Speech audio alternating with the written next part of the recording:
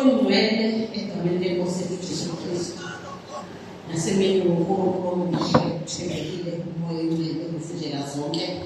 Abantwana bakho sebefikile phakathi kwale ndawo uzolalela nozofunda nozokhuliswa ngokufanelekile. Moya oyingcwele siyakhuleka nasemini sibophe yonke imimoya nazo zonke izinyalelo ezikhona empilweni zethu nasemndenini yethu sisusa konke ngegama nangegazi likaJesu waseNazaretha.